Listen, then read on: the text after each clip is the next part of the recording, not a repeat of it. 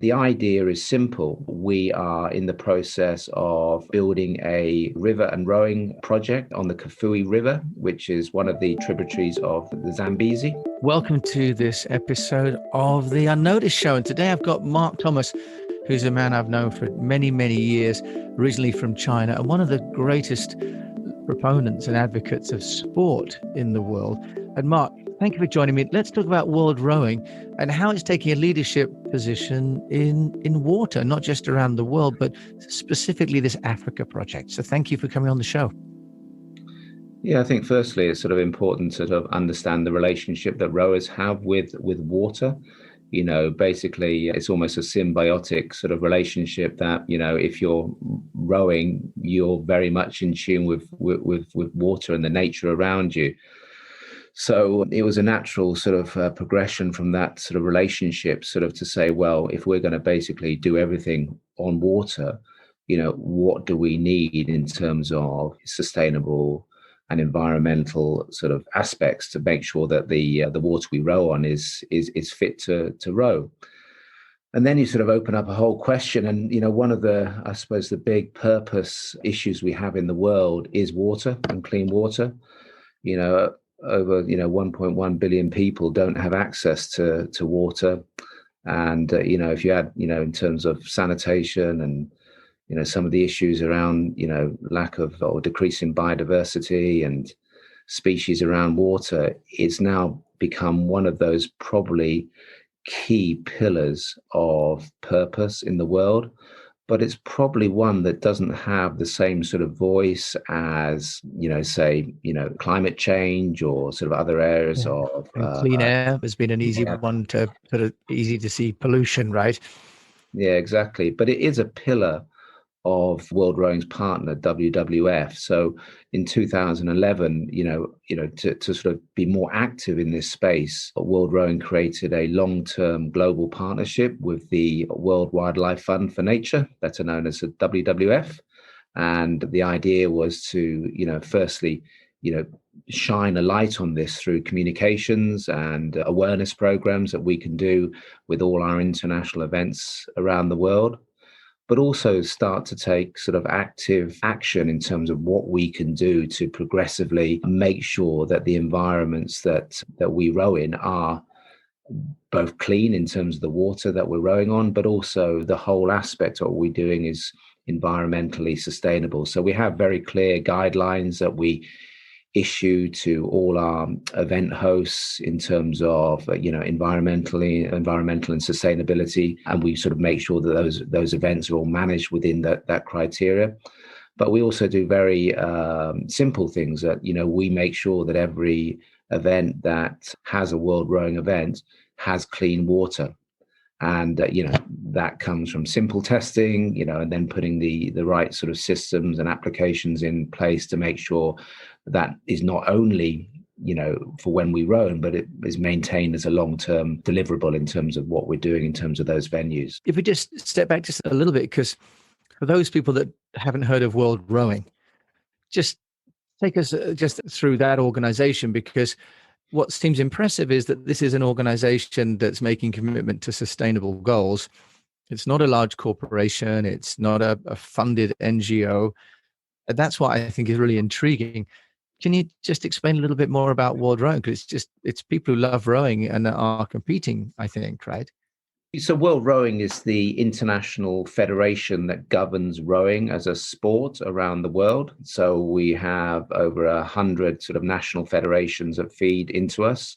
So it's in essence, it's a small organization. It's based in Lausanne, like many of the international sports federations, and is recognized as by the IOC as the governing body for rowing.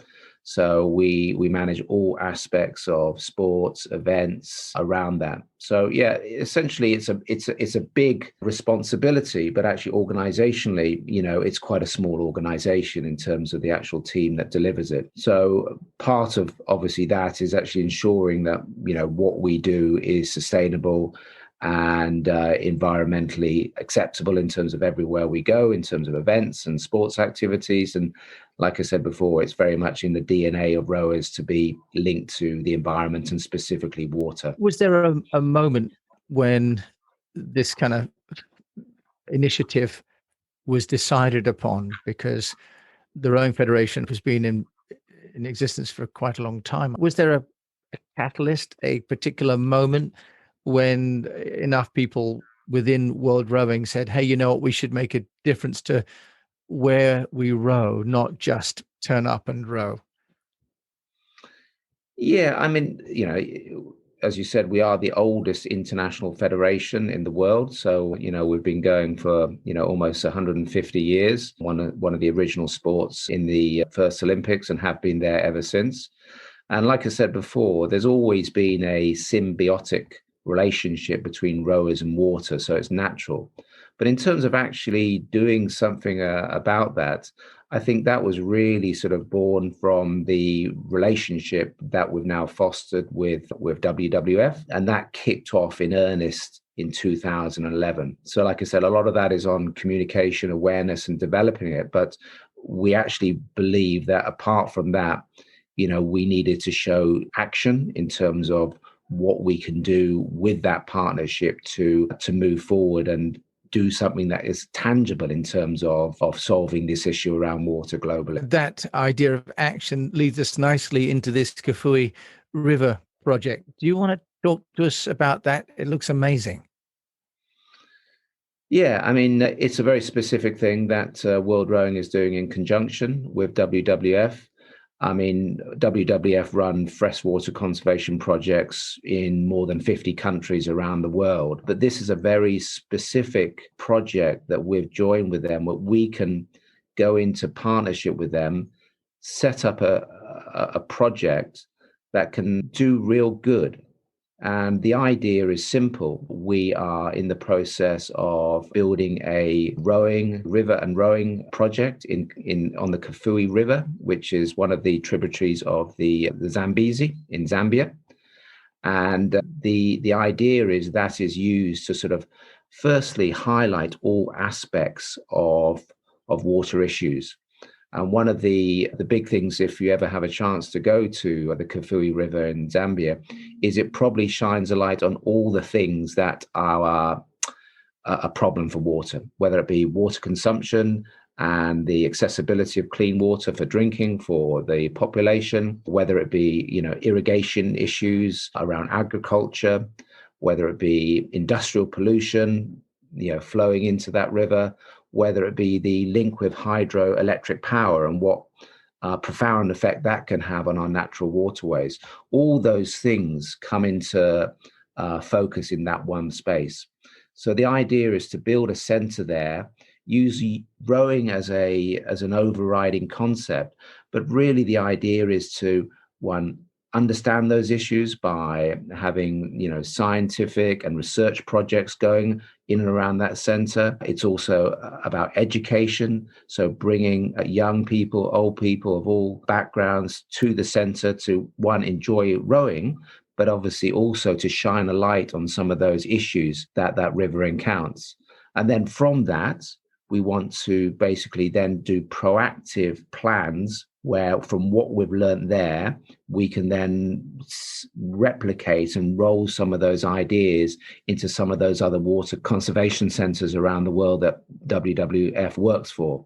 And ultimately, the idea is to sort of effectively, like any business, but this is a business for solving water solutions, is to see how we can potentially scale that up.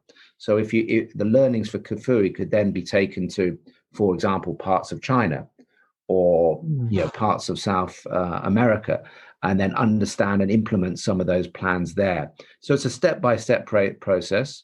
The first thing, we've got to get the thing up and running in Kafue, and we're going really well with that. The idea is to use this project to have research, education, and create understanding that can create models that can be used in other centers around the world. As I mentioned before, the WWF run projects, clean water projects around the world, and learnings for this can be used in those projects. But also we can potentially use the learnings from the Kafue project to also understand and put actionable plans in other areas of the world. So that could be in China or South America or wherever those problems are active. So what we want to do is sort of use this as a base for learning and understanding, research and education, and then see how that is applicable in other crisis areas around the world in terms of water. So how much money are you going to raise for the Kafue River project? Well, the Kafue River project is now currently in process in terms of raising money. So we've got a couple of million to raise, and we're sort of just going through the process of that at the moment. So the initial, I suppose, funding has come from the goodwill of the global rowing community. So we have reached out to just normal folks who want to do some good, and that donation has been really positive.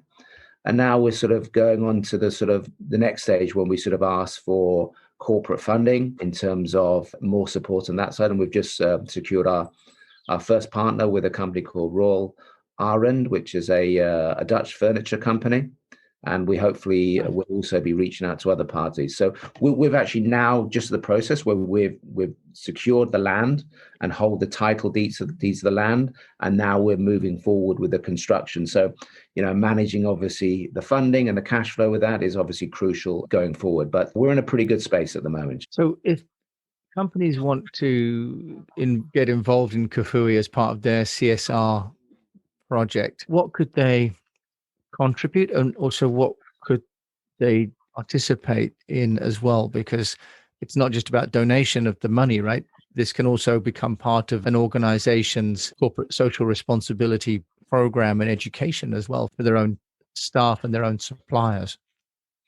Yeah, absolutely. And, there's certain organizations that lend themselves very well to this sort of purpose-driven program. So take an example, the beverage industry, whether it's soft beverages or beers or whatever, they process an awful lot of water within their industrial manufacturing process. So how they take care of that water, how that industrial process affects water environments is key. And they, for example, can also help or get learnings from what we do to maybe help them in their own sustainability with regards water.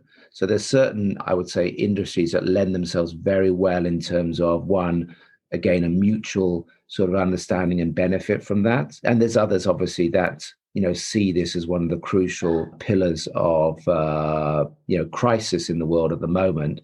And again, a very poignant positioning in terms of how they can help us and the world in terms of resolving those problems. So that could be anything from banks to insurance companies to, companies that make sports goods as well. So we're fairly open in terms of who we work with, but we want people who share the same values as us, which is really important. So, for example, it's very difficult for us to look at, industries such as big oil or maybe hydropower, who are doing so much damage to the environment without them stepping forward in terms of, actionable plans in terms of improving what they do at the moment.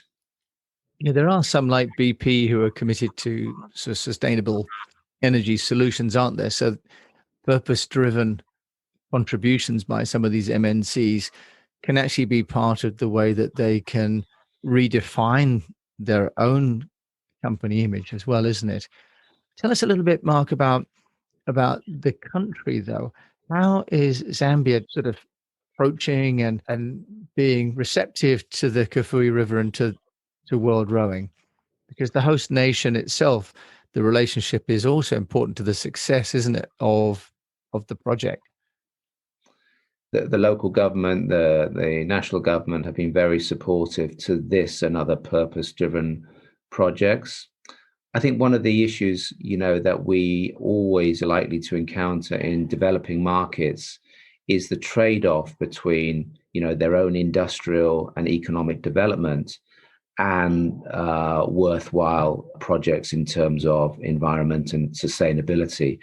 And a lot of the times that's seen as a conflictual relationship. And again, it's sort of our responsibility as well to try and turn that into a more win-win situation. and look forward to it. But it's difficult because, again, if you look back at the West and how we, through our own industrialization, cause massive amounts of pollution, it's a balance in terms of how you educate, develop a more environmentally sustainable economy while also not affecting their own development. Now, what about getting people in Africa into the sport of rowing? Because historically, that's maybe not been seen as the home of great rowers, but in the same way with most athletics, African nations, for example, in the running, have amazing athletes. What's World Rowing doing to encourage participation in the sport itself? Well, we have a global development division who very much put a focus on our sporting development, and Africa is a key part of that. I think, rowing has some issues in terms of its accessibility. It's traditionally been seen as an expensive, maybe elite sport. And again, I think those sort of questions need to be answered. So there's a few things that, I'd raise. One, building a facility like this, and hopefully others to come, gives accessibility. So we can open this up to youngsters and folks interested in rowing of all ages. But it's also important for development to see, well, not everyone can get to a river. So one of the things that we've looked at in terms of developing markets and is developing other variants of the sports that can bring people in. So, Africa has a vast coast, and we have a variant of rowing called coastal rowing, and that's seen as a key pillar of development in some of those other markets. So it's much easier to row off a shore than it is to find a facility. And the other area which is really gaining momentum at the moment, and we just had a really great event last week, the virtual indoor rowing championships, and that had really good representation from Africa. And again, it's much easier for someone to sit on an indoor rowing machine at home or in a gym or wherever and get involved in rowing as a first step than maybe finding a boat and a team and those sort of things. So I think it's a step-by-step and I would say a holistic process. But yeah, we hope this would also help in the stimulus for interest and participation in Africa. Mark, if people want to find out more about World Rowing and the Kafue project and even just rowing in general, where can they go?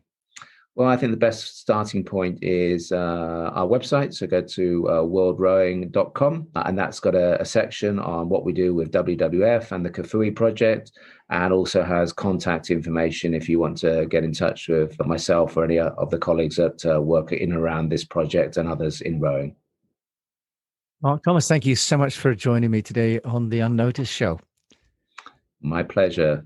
Thank you very much, Jim. So you've been listening to Mark Thomas and I talking about purpose-driven contributions in how the World Rowing has collaborated with the World Wildlife Fund for Nature to introduce a project in Africa to highlight the needs and the benefits to sustainable water treatment.